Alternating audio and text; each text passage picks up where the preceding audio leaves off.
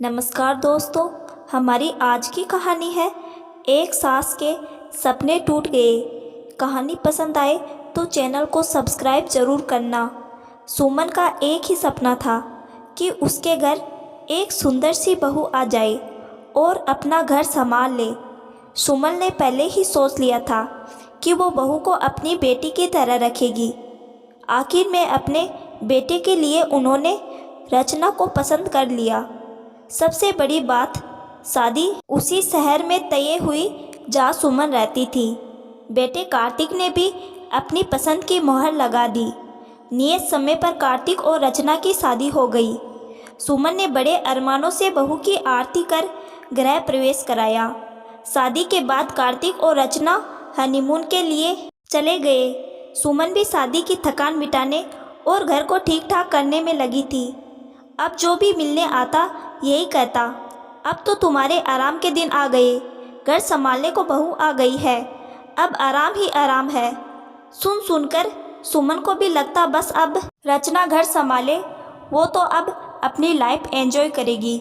रचना और कार्तिक भी घूमकर घर आ गए। शादी की हलचल समाप्त हो जीवन अपने ट्रैक पर आ गया। कार्तिक ने ऑफिस ज्वाइन कर लिया, पर रचना की छुट्टी अभी बाकी थी। रचना नज़दीक मायका होने से अक्सर मायके आती जाती रहती थी। जब भी कोई मेहमान आने की खबर आती, रचना अपने मायके चली जाती।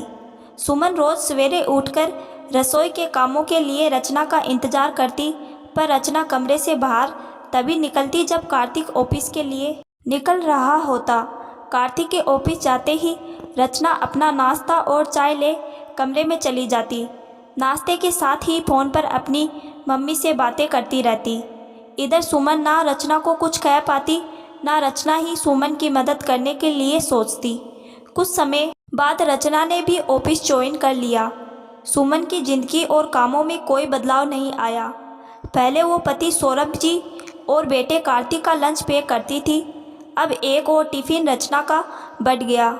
शनिवार रविवार सब साथ नाश्ता करते थे, पर रचना अपने कमरे में ही अपना नाश्ता ले जाती थी। कई बार सुमन उसे साथ बैठकर नाश्ता करने को बोलती, पर रचना कान ही ना देती। ससुराल में वो इस तरह रहती मानो कोई मेहमान हो। दिवाली पास आ रही थी। सुमन घर की साफ सफाई में जुटी थी। तभी मोबाइल की घंटी बजी।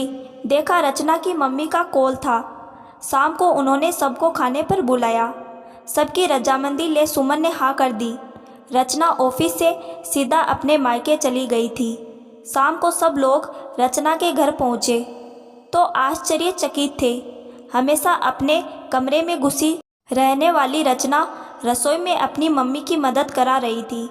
ससुराल में तो वो हमेशा कोई ना कोई बहाना करके रसोई में नहीं आती। घर में झगड़ा ना हो इसलिए सुमन भी चुप रह जाती। खाने के बाद सब ड्राइंग रूम में बैठे गप्पे मार रहे थे। सुमन ने समदन से घर के सजावट की तारीफ की। ड्राइंग रूम तो बहुत अच्छा सजाया है। रचना की माँ बोली, अरे ये सब तो रचना ही सजाती है, मैं तो मार्केट जा नहीं पाती हूँ और बहू घर के कामों में लगी रहती है। मुझे जो ज़रूरत होती है रचना ही सब ऑनलाइन मंगवाती है। अब देखिए ना, ये कारपेट इतना महंगा है, मैंने रचना को मना किया था फिर भी मंगवा दिया। सुमन चुप हो गई। उसे कुछ दिन पहले की बात याद आ गई। सुमन ड्राइंग रूम के लिए यही कारपेट खरीदना चाह रही थी। कार्तिक ने कहा वो ऑनलाइन मंगवा देगा, पर व्यस्त होने के कारण नहीं मंगवा पाया। लेकिन उसने रचना को बोला। रचना ने तुरंत हामी भर दी, पर कारपेट का दाम देख आज तक नहीं मंगवाया। सबके सामने वो सुमन को बोलती, मम्मी जी जो भी मंगवाना हो मुझे बोलिए। पर जब सुमन कहती तो हाँ बोलकर भी नहीं मंगवाती। हार कर सुमन खुद ही बाजार जा सामान ले आती। रचना इस घर को अपना मान ही नहीं पा रही थी। ससुराल में उस पर कोई बंदिश नहीं थी, ना ही कोई रोक टोक था। फिर भी न जाने क्यों रचना अजनबी सी बनी रहती। कार्तिक कई बार समझाता भी था, थोड़ी बहुत मम्मी की हेल्प कर दो तो उनको भी अच्छा लगेगा, और आखिर ये घर तुम्हारा भी है। पर रचना माने तब ना। सुमन थोड़ी उदास हो गई। वो रचना को बेटी मानती है, पर रचना उसे माँ नहीं मान पाई। उसके दिमाग में सास का खराब रूप ही था। सुमन जी की उदासी रचना के पापा भाप गए। उस दिन तो उन्होंने कुछ नहीं कहा, पर एक दिन उन्होंने अपनी बहू को मायके भेज दिया। जब रचना ऑफिस से सीधा मायके आई तो रचना के पापा ने पूछा, रचना अपनी मम्मी जी को बताकर आई हो कि तुम यहाँ आ रही हो? कैसी बात करते हैं जी, रचना अपने घर ही आई है, इसमें पूछने की क्या बात? रचना की माँ ने कहा और अपनी बहू से चाय लाने को बोला। पर सुषमा, बहू तो अपनी माँ के घर यानी अपने घर गई है। रचना के पापा ने कहा, अपनी माँ के घर गई है और मुझे बताया भी नहीं? आने दो, आज क्लास लेती हूँ। नज़दीक मायके का मतलब ये थोड़ी नहीं कि जब देखो मायके में पड़ी रहे। और तो और हमेशा कोई ना कोई कीमती उपहार लेकर जाती है। सुषमा जी ने गुस्से में कहा, अभी तो तुमने रचना को कहा था कि ये उसका घर है, तो सास को बताने की क्या ज़रूरत है?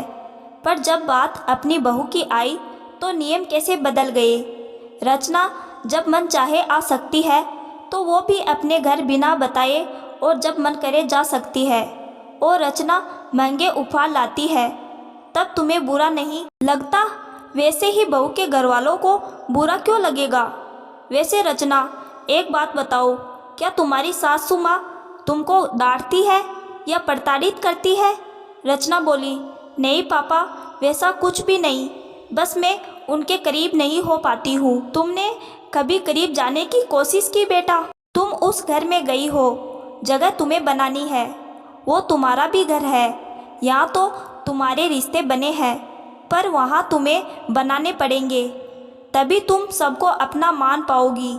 यहाँ तो तुम्हारी भाभी हमेशा तुम्हारी माँ के करीब रहने की कोशिश करती है, उनकी ज़रूरतों पर ध्यान देती है, जबकि तुम्हारी मम्मी उसे हमेशा डांटती रहती है।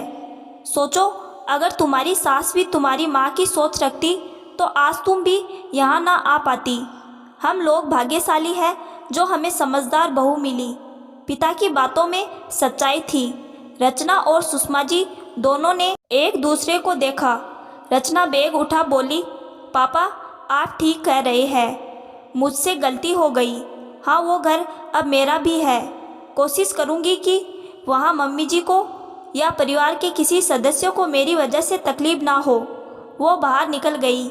सुषमा जी बोली, मैं बेटी के मोह में सही गलत का फर्क भूल गई थी। आपने समय पर मेरी आंखें खोल दी।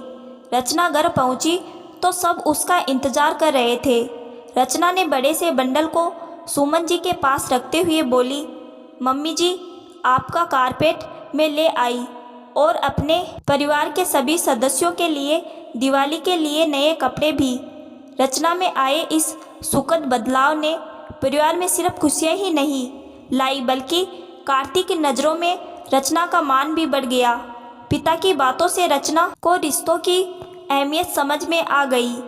अब उसके सास ससुर भी अपने को भाग्यशाली समझेंगे, जैसे उसके पिता अपने को समझते हैं, क्योंकि अब रचना को ससुराल अपना घर लगने लगा है। तो दोस्तों, आपको हमारी यह कहानी कैसी लगी कमेंट करके ज़रूर बताइएगा। धन्यवाद।